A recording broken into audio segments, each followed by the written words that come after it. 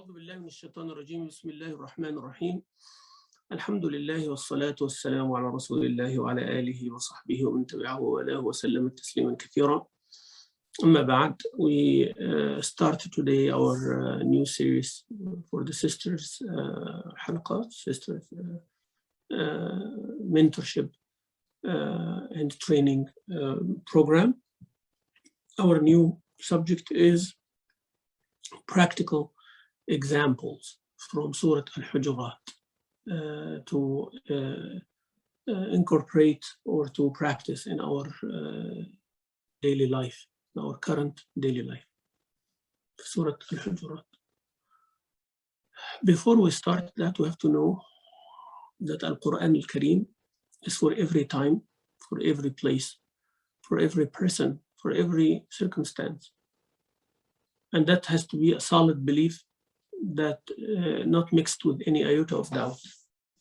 Because if doubt seeps into this, then it will start expanding. So little doubt enters this big structure of faith. Once the doubt enters, it will start like expanding inside and pushing that faith away. So it will create a crack in it. And everything for a person would be like just routines. It would be just doubts, like, I'm doubting, like, about the hereafter, I'm doubting about Allah, I'm doubting about the qadr, the destiny, I'm doubting about salah, I'm doubting about the benefit of everything. And then, as a result, you see the person's not believing, doubting, like, why this is happening to me, even though I'm doing everything good? Why those people are okay, even they are not practicing? Why this and that? Because of that doubt. So that's why I'm emphasizing and saying that you believe that Quran is for every time, every place, every person, for every circumstance, every setting, whether you understand that or not. But you have to believe that without any out of doubt. Then after that, you figure out how it applies to you. Again, Quran fits for every time, every place, every person, every circumstance. Okay? I have no doubt about that. I have no doubt about that. There's no way that I have a doubt that Quran does not apply to someone. It applies to everyone. Final message, so it has to apply for anyone, whether in the jungles of Amazon or in the highest tower in America or Malaysia or whatever, or Dubai or whatever. It applies to everybody. Every time, past, present, future, until Allah Azza wa Jal, till this earth to cease. Quran applies. So I have no doubt about that. But then I have a problem as a human being, as a sheikh, or as Mamdouh, or as a scholar, or as a Muslim, or as a normal person, or as a man, as a male, as a father. I have a problem to relate to certain parts of the Quran. That's my problem, not Quran's problem. So I cannot come and say, you know what, I read the whole Quran, but I cannot find that it relates to my, between quotes, fill whatever you want. It cannot relate to my job. It cannot relate to me wearing this hat. It cannot relate to me drinking from this bottle. Then I have a problem. It's my problem, right? It's my problem. That's why a person comes to Imam Shafi'i one time, and he says that, you're talking about the consensus, Quran and Sunnah, and then Ijma' consensus. Where is that in Quran? Where is that the consensus of the believers or the scholars? It becomes binding for us. So he told him that, haven't you heard what Allah Azza wa Jalla said in the Quran? وَمَنْ يُشَاقِقِ الرَّسُولَ مِنْ بَعْدِ مَا تَبَيَّنَ لَهُ الْهُدَى وَيَتَّبِعْ غَيْرَ سَبِيلِ الْمُؤْمِنِينَ نُوَلِّهِ مَا تَوَلَّى وَنُصْلِهِ جَهَنَّمَ وَسَاءَتْ مَصِيرًا. Allah Azza wa Jalla said, whoever detach or whoever abandons the messenger of Allah subhanahu wa ta'ala, sallallahu alayhi wa sallam, the messenger of Allah sallallahu alayhi wa sallam, and his way, and follow another path than the path of the community of the believers. Here you go. So the community of the believers is a consensus on one thing, and that person chooses one thing, then he left. So he told him, Quran talking about the believers being jama'ah, and you stay with them. Another person comes to Abdullah ibn Mas'ud and tell him that, you are narrating the hadith or saying that the Rasul Sallallahu Alaihi Wasallam make curse for a woman who plucks her eyebrows, or files the teeth so it can have gaps between the teeth, or having a tattoo or whatever. And the woman who connects her hair, لعن الله النامصة والمتنمصة والواشرة والمستوشرة والواشمة والمستوشمة والواصلة والمستوصلة والمتفلجات لحسن، يعني غير الواشرة والمستوشرة والمتفلجات حسب الرواية. Allah's curse be upon the woman who connects her hair to make it longer, and plucks the eyebrow to make it thinner, and make it a tattoo, and file her teeth for beautifying. I'll come back to this if it bothers you, sister. I'm going to explain a little bit on that one in a minute. So he said, yes, the Prophet ﷺ said that. So the woman told him, and your wife doing this. The reason I'm laughing is like, as if I'm looking to a woman in our time. It's the same exact thing. Like I said, you are saying that your wife's doing it. He said, is she doing? I didn't know that she's doing that. But he said that it applies to everybody, like my wife or my whatever. So anyways, that's not the point I'm trying to make. She said, where is in the Quran? It's in the Sunnah. She knows it's the Sunnah of Rasulullah, but she wants to know in the Quran. And then he told her, Allah Azza wa Jal says in the Quran, he said, I find it in the Quran. It is in the Quran. She said, where? I memorized the whole Quran, I read the whole Quran, I did not see it. That shows us that sometimes a person read the whole Quran, memorize the whole Quran, but not necessarily finding the relationship. That's why I started in the beginning telling you that it is there, but I have a problem finding it. I have a problem relating after I find it. I have a problem understanding it. So that's okay, it's my problem. So I told her, Allah Azza wa Jal says in the Quran, وَمَا أَتَاكُمُ الرَّسُولُ فَخُذُوهُ وَمَنْهَاكُمْ عَنْهُ فَانْتَهُوا. Allah gave a straightforward order, said, whatever the Prophet, Surah Al-Hashr, whatever the Prophet sallallahu alaihi wasallam ordered you to do, abide by it. And whatever he prohibited you, avoid it. So it comes from above 7 heavens. Allah said, I am telling my messenger to tell you what to do and what not to do, and you're going to follow him. So that's a general order in the Quran, and the specific orders comes in the Sunnah. Here you go. And anybody who tells you what is in the Quran, I only believe in the Quran, tell him you don't. You do not believe in the Quran. Because if you believe in the Quran, you will know that you have to go to the messenger for things other than the Quran. And how are we going to apply this verse? That, obey Allah and obey his messenger. How are we going to obey his messenger? I want to obey the messenger of Allah, sallallahu alaihi wasallam. How I want to obey him? If you deny the Sunnah, how do I obey him? That's not our subject about talking to these people, but I am telling you how everything is in the Quran to relate to our lives. So once we believe in that, without any doubt, then we will relate. We will find things that relate to us, even in subtle meanings. And that's where the scholars come and they tell us how to understand the ayah. Before I delve into Surah Al-Hujurat, that hadith of nams, and the scholars differ. طبعا tattoo is خلاص forbidden, to do it intentionally. If a person had a tattoo from before Islam or in their Jahiliyyah time, they were not practicing all of that, خلاص, Allah Azza wa Jal forgives. If they can remove it or change it or something like that, that's better to do. If they can't, خلاص, لا يكلف الله نفسا إلا وسعها. Allah does not overburden you with something that you cannot do. The filing of the teeth, same thing. Now, for the and also connecting the hair is the same thing. But for the eyebrows specifically, big debate among the scholars. What is nams? Nams means plucking with the tweezers, or with the thread that the people do. That's plucking. Now the scholar said, first, is this order prohibition ultimately prohibited, or it is makruh sometime and not. That's one difference. Some said that, some said that. Some said nams means, taking the hair off. So what if I take the hair with the scissors to shorten it? Or what if I take it with a blade, not the thread or the plucking? Because the word nams means plucking. So what if I remove with a cream? That's also difference among the scholars, by the way. I'm just telling you, students of knowledge. Some say this, some say that. عند الحنابلة, if a woman removes or thins her eyebrow without the plucking, it's okay. طيب.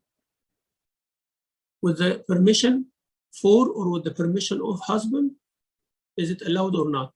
Again, difference. And the correct strong opinion that so the permission of the husband for the husband is okay, but not for the general public. That means the woman wearing niqab. So you have to understand these things. The jurists are not sitting there playing, like they're trying to make the religion easy, but at the same time, they do not want to compromise things. The scholars want to make it easy for you, but at the same time, do not want to have the weight of responsibility that they make something allowed, which is not haram, so they get the wizard and the bad deed of millions of people who will follow. I'm sure you understand that. And everybody has a desire to do something. So when they find one scholar says something, they forget about the 100,000 scholars who said otherwise. They just want that one. So that's why all these details.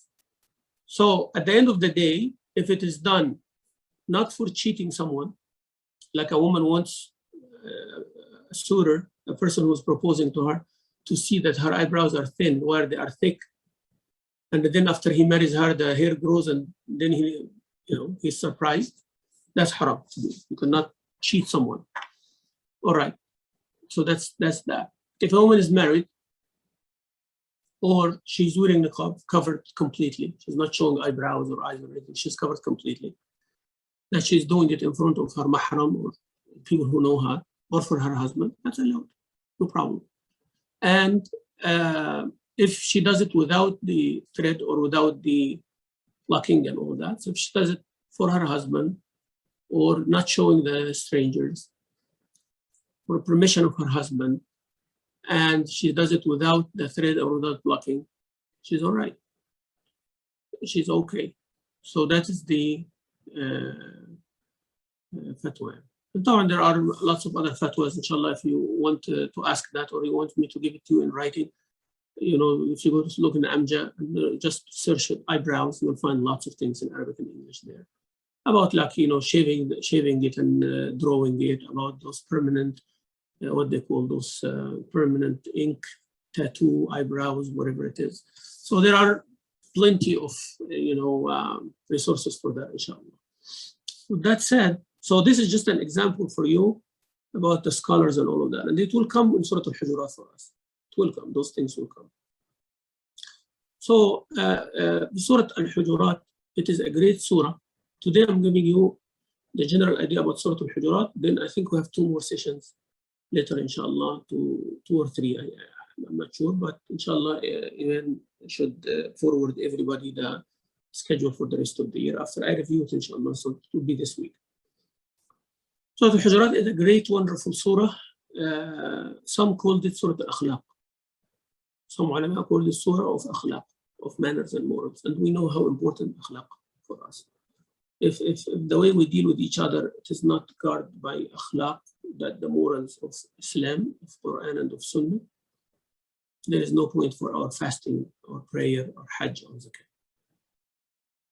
Okay? Allah Azza Jal said that the munafiqeen pray, but they pray lazy. And they are lazy when they go to the prayer.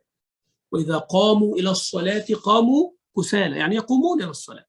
يعني they make a qama of salah, they pray. But they pray when they're going, they don't want to go. قَامُوا كُسَالَى, it's like a burden for them. So they pray, but their prayer is no good. Rasul ﷺ said that whoever does not leave lying and false statement, Allah does not need him to abandon his food and drink. And the Prophet ﷺ said, whoever make Hajj, فَلَمْ يَرْفُثْ وَلَمْ يَفْسُقْ رَجَعَ كَمَا وَلَدَتْهُ أُمُّهُ. يعني he did not do anything of disobedience of Allah or commit major sin, he come back as a newborn. But if he commit major sin, or if he deals badly with others. So he's not going to come back like that. And so on and so forth. So basically the akhlaq, how you approach the salah. إن الصلاة تنهى عن الفحشاء والمنكر. Salah will prohibit the believer from doing bad things. So if you do bad things, it means salah did not do its effect. So doing the salah itself without reflecting on one's actions, hajj without reflecting on one's action, akhlaq يعني manners, zakah والصيام وقراءة القرآن, all of that, it does not reflect on the way you deal with your parents, the way you deal with your spouse, the way you deal with your children, the way you deal with your employer or your teacher, with your students, with your employees, with your neighbors. There was the benefit of all of that. And the Prophet ﷺ said, I have been sent only to perfect manners. إنما بعثت لأتمم مكارم الأخلاق. I want you to focus on that. Surah Al-Hujurat, Surah Al-Akhlaq, right? All of it about do, don't. The whole surah is about that. Do's and don'ts. And we talk about don't, and especially don't in this surah is amazing, you know. Starts with لا. لا تقدموا, لا ترفعوا, لا. So lots of لا. يعني. So anyways, so Rasul ﷺ said, I have been sent to, he came with the salah, he came with the hajj. So that tells us, he's telling us the goal, the job description, his target, Allah's irada or Allah's will to send him. Why? To perfect manners. So to do that, he came with the Quran, with the salah, with the hajj, with the zakah, with all this ibadah. So we have to have a certain aqidah, we have to do certain ibadah, so it reflects on how you deal with others. So dealing with others is the main thing of this religion, is the purpose of the Prophet ﷺ being sent and being the final messenger, and Quran being the last message, and the salah being 5 days, and the hajj being once in a lifetime, and the fasting be every year. That's the purpose. That is the goal. لعلكم تتقون. To have taqwa, to be among the truthful, to be صادقين, to be muttaqeen, to be muhsinin, all akhlaq, all dealing with akhlaq. يعني Allah Azza wa Jal says, when a man and a woman, they are in dispute and they are going about divorce, Allah talks about ihsan, about tawakkul, akhlaq. He talks about akhlaq. And reminding you of salah, ibadah, and reminding you how Allah Azza wa Jal blessed you. You see? So when they're doing the talaq, Allah taking you back to his aqidah. Tawakkul ala Allah, depend on Allah, Allah will do this, reminding you. But I'm doing talaq, but remember Allah aqidah. حافظوا على الصلوات, in the middle of ayat of talaq. You have to do the salah. You know, المتقين, المحسنين, لا تنسوا الفضل بينكم. You know, you always be nice. And إحسان, تسريح بإحسان, فارقون بمعروف. All akhlaq. So while you are doing something that everybody dislikes and the family is broken, Allah reminds you with believing in Him and all your ibadat. I hope the picture is clear about Surah Al-Hujurat. Do not take akhlaq as something separate. So I am staying home and Zuhr comes and Asr comes and I'm watching the TV and I'm expecting myself to be a very good Muslim dealing with others outside. No, this is fake morals. Just because everybody's doing it. It's a cultural, what they call it, like peer pressure or a cultural requirement. Habit. If you're in a bad mood, you're not going to do it. But if you do your salah properly and all of that, it does not matter about your mood. You have a duty toward the people to deal with them in a certain way. For the sake of Allah Azza wa Jalla. Yeah. So a person with good akhlaq, if it's not for the sake of Allah, it's fake. It's cultural.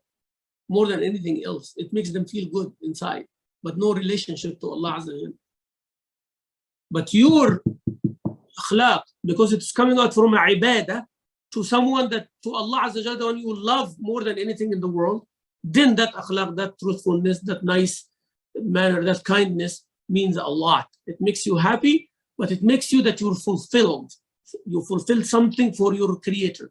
It's completely different. It's completely different. Even when you forget it, this energy is in there that I am doing good. I am a good person. I'm helping others. Ya Allah, forgive me because of what I'm doing. So you have a connection. You have a connection between you and Allah Azza wa Jal. That, Ya Allah, you know, I'm not showing off in front of everybody. I know that I did that deed for your sake, so please bless me. You cannot do that if it is cultural. You helped someone, and that's it. That someone may be thankful, maybe not. But in Islam, that person may be thankful, maybe not, but you know that Allah is going to give you the reward regardless. So there is a bigger benefit. Yeah. طيب, فسورة الحجرات, it has مبادئ and أخلاق, principles and manners, and it's all like one unit, all leading to the same thing, the perfect Muslim, in the matters of peace, in the matters of war, in the matters of agreement, in the matter of disagreement, males, females, jama'a or individuals, with leadership, with each other. So this surah is, you can look from different perspectives.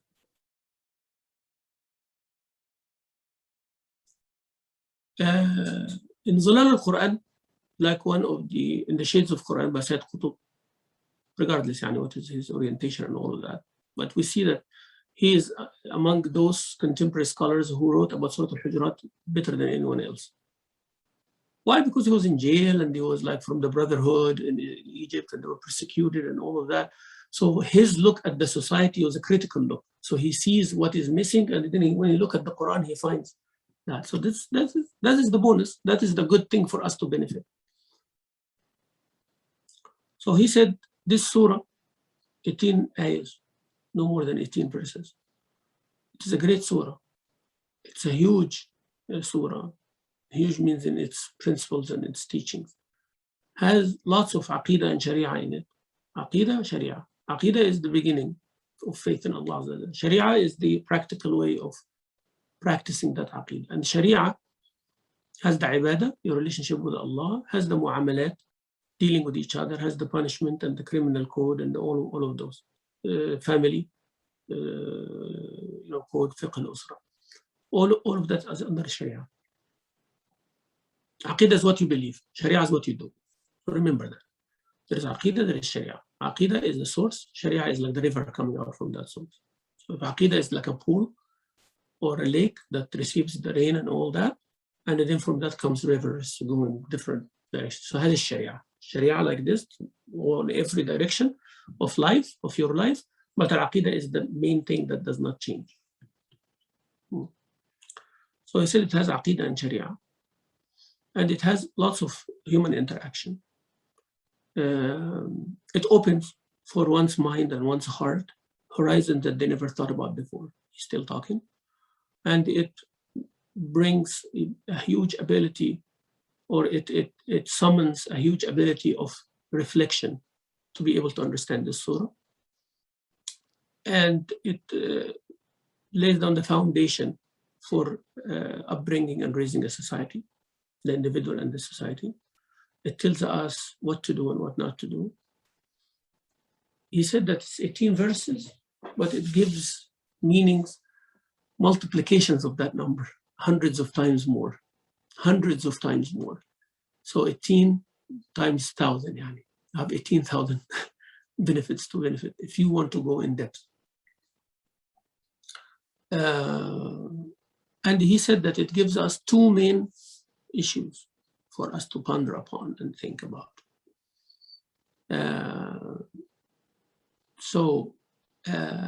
He says that the first thing that when you look at the surah, you see that it does complete perspective, a different complete perspective from different angles to a utopia, not utopia like the Greek, but to a very clean, organized, moral society.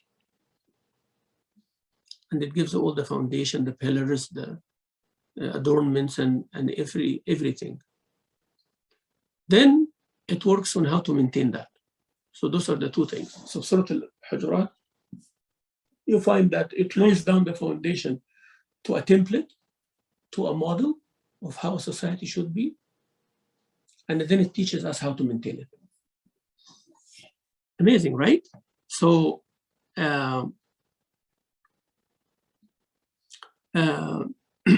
he said that this teaches us like how to behave, how to establish strong foundation, how to maintain the strong foundation, how to establish strong pillars and how to maintain those pillars, how to build a house and how to maintain that house. So always you will see that it tells you something and it tells you how to keep it, how to benefit from it. And this is something that many of us do not recognize or do not realize, that sometimes you want to build something but you don't maintain it, or you want to maintain something that it's not well built. When you want to build a house, you study the result of it. But once the house is built, have you thought about how you maintain it? Many people come to me and say, Sheikh, we want to build a masjid in such and such community. After I send them a questionnaire and I said that they're not ready to build a masjid. I tell them, how about establishing like a maktab, tahfiz Quran, or the small Quran class in a rental place until you establish a community. They said, no, but we want to build a masjid. Said, okay, do you have the funds? Oh, yeah. We can collect the funds, make a couple of fundraisings, collect the masjid. They said, okay, what's your budget? They said, oh, no, our budget's like $300,000 and masjid will cost $1 million. I said, okay, how are we going to build a masjid now? Oh, that's why we're calling you. Calling me to do what? Because your name and your weight of the community and all that, and you help us to do fundraising. I said, all right, I'll help you, and those are my fees and stuff. Fine, that's good, nice. But I'm not going to help you. So why? He said, okay, now let's say that we build $1 million masjid. How are we going to maintain it? Not quite. I said, you know that $1 million masjid, it will need like about $150,000 a year. With a salary of, if you have $1 million masjid, you need a specific imam to lead that, and then you need maintenance, you need electricity, you need this, you need this, you need this, you need this. And building the masjid, the shell is the easy part, but finishing inside and the sister's place and the brother's place, and you have to have equal space of prayers and your children and this and that, it will increase the money. And then after that, maintenance, pest control and this and that and parking and. If you think that you're going to do $1 million, you'll end up with $3 million.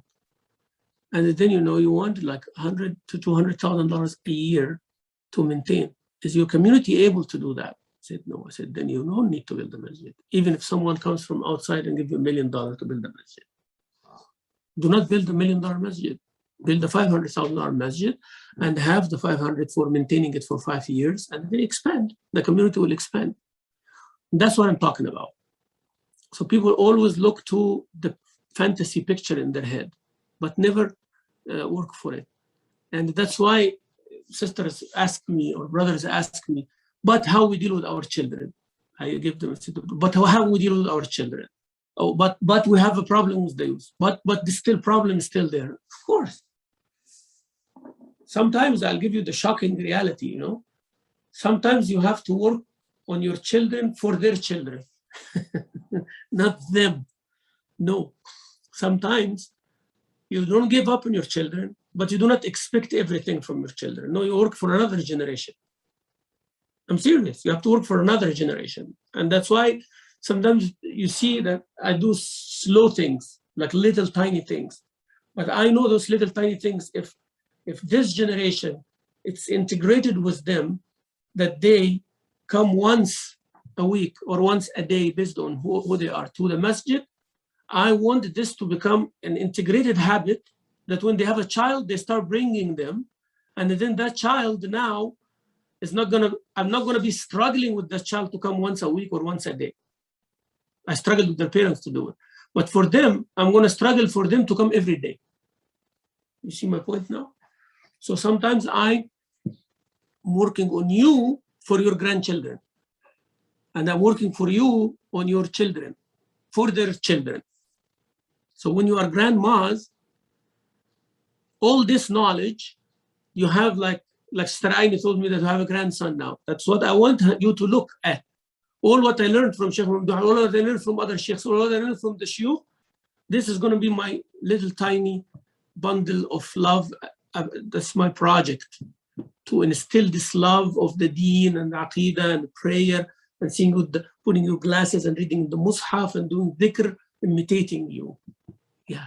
So those things, they might not get directly from this generation that we're struggling with, but they get it from you directly. So me and you are actually paving the way for another generation to come on a clean slate, like bigger and stronger.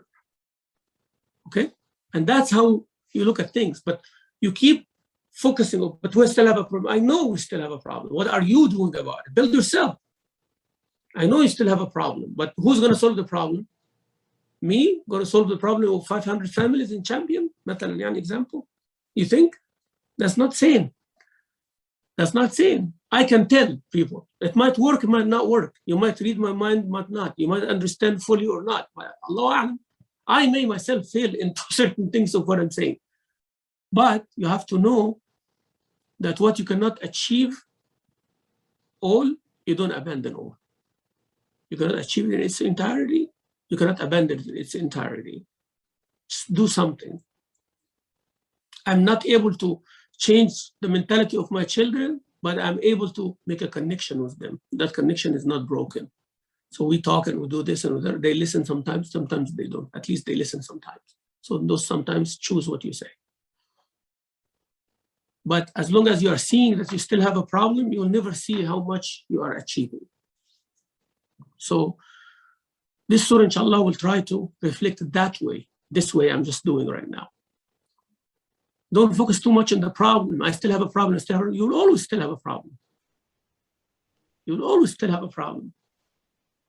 Yani, people say, like, why? We have scholars and there's still problems there. The Prophet ﷺ is the Prophet of Allah, and there were still problems in this society. People disobeyed Allah, people committed major sin, people accused him, sallallahu alayhi wa sallam. There were hypocrites there in the society that the Prophet was in. What are you talking about? In the society. And even some of them, he did not know them. Allah told him, وَمِنْ أَهْلِ الْمَدِينَةِ مَرَضُوا عَلَى النِّفَاقِ لَا تَعْلَمُهُمْ نَحْنُ نَعْلَمُهُمْ سَنُعَذِّبُهُمْ مَرَّتَيْنِ. You do not know them. We know them. That these people who are worse hypocrites than the ones you know.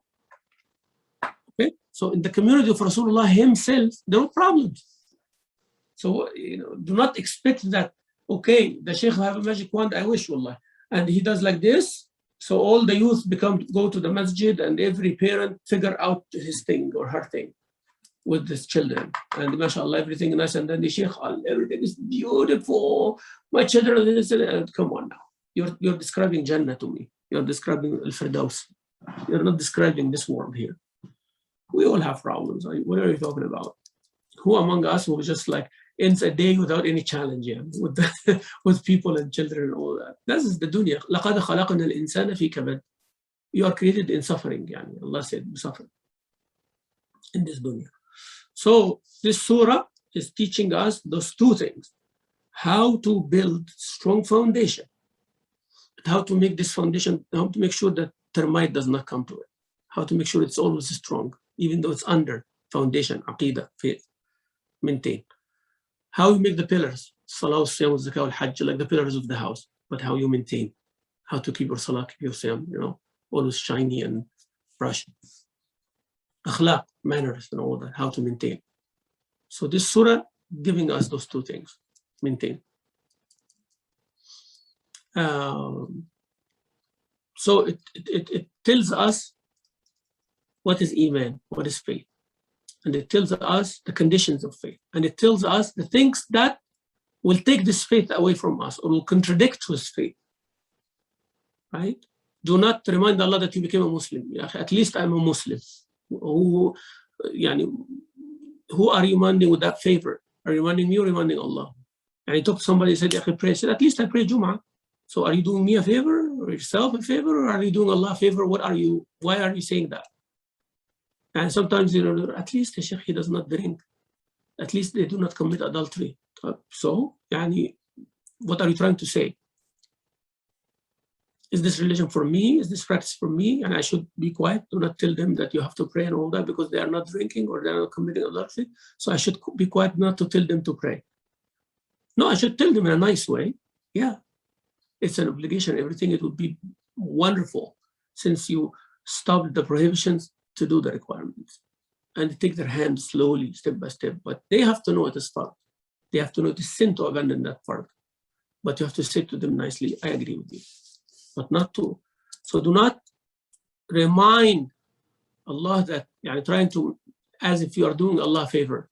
Like someone famous or a celebrity, they enter Islam and they expect to be a celebrity as well. People have to take their signature, autograph, and they have to take pictures with them. Well, you're not famous now, so they feel bad and they leave their religion. Or someone reverts to Islam and they feel entitled that, I'm a revert and all of that, and you have to recognize me and give me, otherwise I'm going to leave that religion. So that means you accepted the religion for my sake or for that? No, that's wrong. That's why everybody who is about to revert, we have to tell them that this is a contract between you and Allah, not for me. I'm here to help you. I'm very happy and proud of you that you accepted Islam. But this is your own struggle. This is your own path. I'm there to help you and take your hand. Absolutely. I'm there to advise you, of course. I'm there when you need help. Yeah, amazingly. I'll be there for you. Great. All of those are absolutely, we mean it. It's our duty to help you and support you as a Muslim brother or sister. But to expect from us that we are going to recognize you because you're a Muslim. I'm a Muslim too. My children are Muslims too. So why should I recognize you? Oh, because you are new in Islam. No, I am supporting you. I'm proud of you. But this does not give you an extra privilege. It doesn't. And that's where the problem is. And that's what this surah is actually telling Al-A'rab or the Bedouins when they came at the end of the surah, that they يَمُنُّونَ عَلَيْكَ أَنْ أَسْلَمُوا. They are like trying to make it a favor upon you that they became Muslim. No, you become Muslim, don't become Muslims between you and Allah. I'm happy that you are Muslim, yes. But to make me feel that you are giving me a burden that I have to treat you in a specific way because you became Muslims, no. You are not Muslims for me, you are Muslim for him. So if you want from Allah, take from Allah, but I'm not gonna treat you any special. The only special thing is that you are a Muslim who need to learn. I'm gonna give you extra lessons, or I'm going to teach you how to do wudu and the salah and all of that. Everybody else knows this part, but I'm going to spend time with you. That's the special thing. But to make you feel that you are a better Muslim than others, or you need, and that's where the wrong thing is in our culture. When a new Muslim comes, we are happy and proud and nice and all of that, and then we abandon them. Of course, they get a shock, like, what's wrong here? I was like feeling like I'm the most famous person in the world for 5 minutes. And then where are those people? See, that's why we exaggerate, and then we exaggerate in abandonment as well. And instead, just maintain simple thing. Teach them, educate them that we are happy now because Allah guided someone. That's our happy. That's you. You are like a newborn now. You are luckier than all of us. MashaAllah, tabarakallah. We are here to help you and support you. This is a community that has its good and its bad. Islam is the most wonderful thing in the world, but people may follow it, may not follow it. So don't be shocked when you see someone. Do not judge Islam through people, and so on and so on and so on. And you accepted Islam for him, subhanahu wa ta'ala. You're not doing me or the community or anybody a favor, right? This has to be very clear from day one, right? And show them the love and the happiness and all that as a community, as a family. That's it. And then follow with them. Do not abandon them. So do not exaggerate, make them feel this, they did something like so special, which is, but they make them feel like as they're entitled to something. And then you do not give them that something, then it's a problem. There are lessons in this surah that it is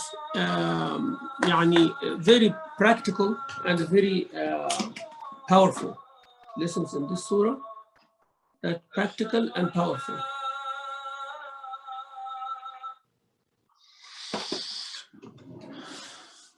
To maintain, we said that building the building and then maintaining it. Look about the lessons that always you see those two things: how to build a perfect foundation, perfect pillar, perfect house, perfect everything, and how to maintain this perfection. Now you see from verse 1 to 5, it is directing the Muslims to preserve etiquettes with the Rasul sallallahu alaihi wasallam. Directing Muslims to preserve etiquettes with the Prophet sallallahu alaihi wasallam. As an example, غض الصوت, speaking in a lower tone, not to raise the voice in front of Rasulullah sallallahu alaihi wasallam.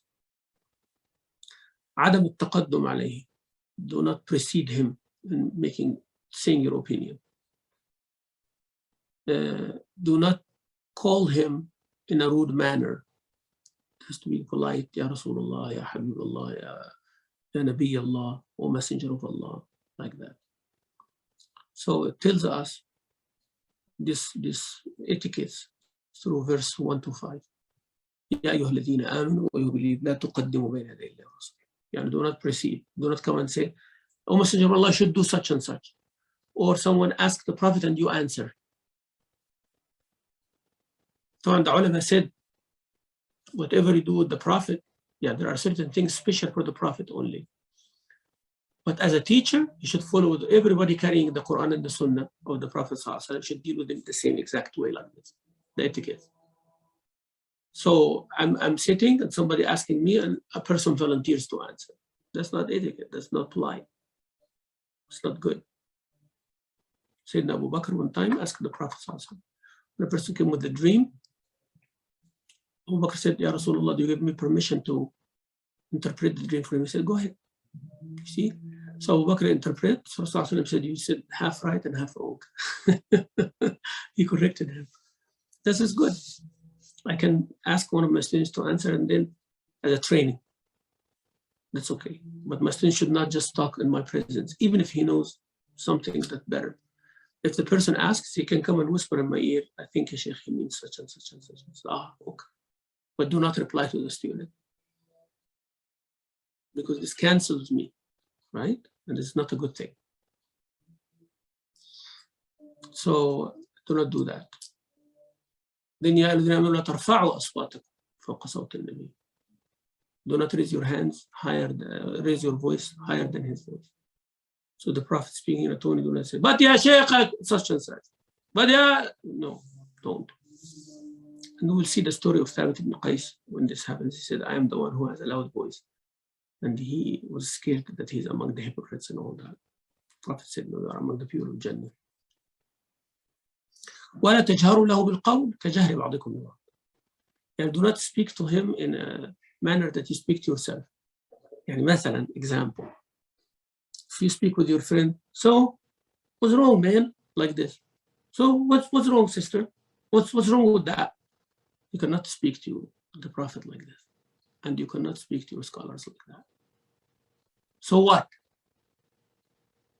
وَلَا تَجْهَرُوا لَهُ بِالْقَوْلِ كَجَهْرِ بَعْضِكُمْ لِبَعْضٍ أَنْ تَحْبَطَ أَعْمَالُكُمْ وَأَنْتُمْ لَا تَشْعُرُونَ. If you raise your voice, or you precede him, or answer in front of him without his permission, or raise your voice, all your deeds may perish. And that's a proof that all your a'mal, even though it's pious righteous deed, your manners can destroy them or can make them effective. Subhanallah. But this is only the Prophet. Oh, but the Prophet himself told us that you come with salah, zakah, siyam, al-hajj, but rude with people, insulted people, took the right of someone, and they take from their hasanah. So imagine a person for 40, 50 years praying for someone else. Wow. All their sujood, all their crying, all their Quran, or their tahajjud, or their tarawih goes for someone else. Yeah. You know what is even more dangerous? That your 40 years or 50 years of tahajjud and salah can go for one guy only, for one sin. So don't think that he's going to take like 5, 6 prayers, or he might take one Ramadan. No, it depends who that person is, how big is the deed that you did, how close they are to Allah. Allah defends his awliya. Allah said, whoever become an enemy of one of my awliya, my dear close friends, I will wage war against. Allah wage war, he will leave anything for you. And if Allah have war against someone, he would leave anything for that person. For one person only. Allah can wage war against someone, means he's doomed. That person does not exist anymore. If Allah wages war against. Allahu Akbar. So it can be someone that I hurt or I transgressed, take all of my deeds, yes. So be careful, and don't say that, oh, I did not transgress many years. Ask tawbah, make dua for anybody that you hurt and you do not know. If there is anybody that you go seek forgiveness, give sadaqah on their behalf, something. And be afraid. That's how bad it is. أن تحبط أعمالكم وأنتم لا تشعرون. Those who speak in a very low voice, يغضون أصواتهم, like سيدنا أبو بكر رضي الله عنه, سيدنا عمر. أولئك الذين امتحن الله قلوبهم بالتقوى. Allah tested their heart and led them to taqwa. And then, so Allah gave us 2 examples. He said, do not raise your voice. Then and do not talk to him, to the Prophet in a rude way, and do not tuqaddimu, do not precede him. Then Allah said, there are people who are already doing that. And there are people who are not doing that. إِنَّ الَّذِينَ يُنَادُونَكَ مِنْ وَرَاءِ الْحُجُرَاتِ أَكْثَرُهُمْ لَا يَعْقِلُونَ. Those who are calling you with a loud voice and in a rude manner from behind your rooms, they do not even know.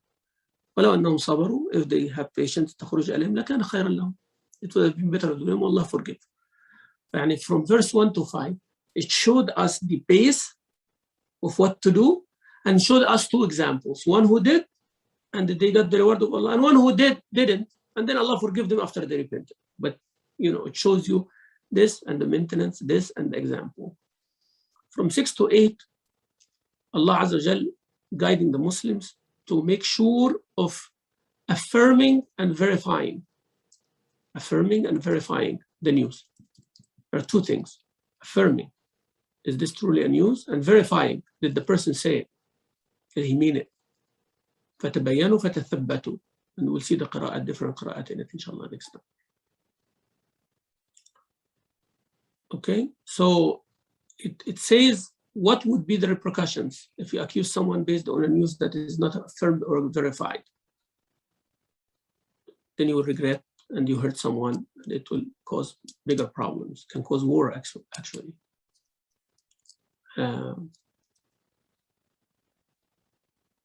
So, this is very, very important. 3rd lesson from verse 9 and 10. It's how to fix the community now. Like if the community is split, or there are 2 groups of the community that are fighting each other or have dispute, and it reached to actually the level of fighting with swords. Yeah. So Allah Azza wa Jalla said there has to be a 3rd group that bringing them together. And Allah still called them believers, but believers who are in the wrong. Not disbelievers. No, they are still believers, but in the wrong. So bring them together. And if one of them transgresses, you have to fight that one to bring him back, and they still believe it. So that shows us, and we'll give some examples of this, that sometimes the leadership have to be harsh with someone, have to be strong with someone, for the sake of bringing them back to the fold of the Jama'ah. But in America here, unfortunately, everybody, I have the right to express, I have the right to do this, I can say it because just I can. No, it does not work like that.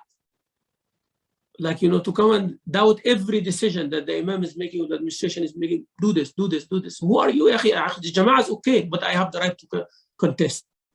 What is that? What is that? You're contesting what? I don't like what you guys are doing. All right, leave, go somewhere else. No, I have the right to be here. I have the right to criticize you, and you have to listen to me, and you have to be patient. No, that's not Islam. Sorry. There are issues that we have to understand that sometimes become harsh, sometimes become strong, and all of that. 4th lesson, verse 11. Prohibition of mocking someone or looking down upon someone or calling somebody names, slandering, and all of that. 5th, 12th, verse 12. It's the prohibition of assuming bad about others, backbiting, spying. Right? 6th lesson, verse 13. Reminding people with their origin. See, after all of this, don't. You should do this, you shouldn't do that. And remember Adam and Hawa. All of you go back to that. And then there is a day of judgment. You see? So it's like here and there. There you started, there you go in. And here is what you do and what you don't. And the taqwa is the base of everything. It is the standard of preference. Lesson number 7, from 14 to the end of the surah, that Islam and the Iman and their effect on the individual and the society. And then Allah Azza wa Jal giving us, this, Allah basirun bima ta'mal. Allah knows, Allah sees what you do. So this is, in a nutshell, Surah Al-Hujurat with 7 main lessons in it. Lesson number 1 is from verse 1 to 5. Lesson number 2 from verse 6 to 8. Lesson number 3, 9 and 10. lesson number 4, verse 11, lesson number 5, verse 12, lesson number 6, verse 13, lesson number 7 is 14 to 18. And we will talk based on that, inshallah, Rabbil Alameen. We'll see if it's 2 sessions or 3 sessions. We'll divide them accordingly. And please take your notes. That will be a very nice course, because this time we're not only discussing the reason of revelation and historical background, but we will take some practical lesson, like I hinted to you today, about the community, the jama'ah, the masjid, the society, the individual, the imam. I tried to connect it with our time now. So I hope that I give a brief general idea about Surah Al-Hujurat. Listen to this lecture very well. You will benefit from the details, but consider this lecture is the summary of the surah. So if you want to make a lecture or a dars or educate your children or do something like that, take this lecture, take those lessons, make them simple, give them to someone, or say to someone, there are 7 lessons in Surah Al-Hujurat, 1, 2, 3, 4, 5, 6, 7. And that's how we benefit, and bring 2, 3 examples under each lesson from your current life. وصلى الله وسلم وبارك على سيدنا محمد الحمد لله رب العالمين.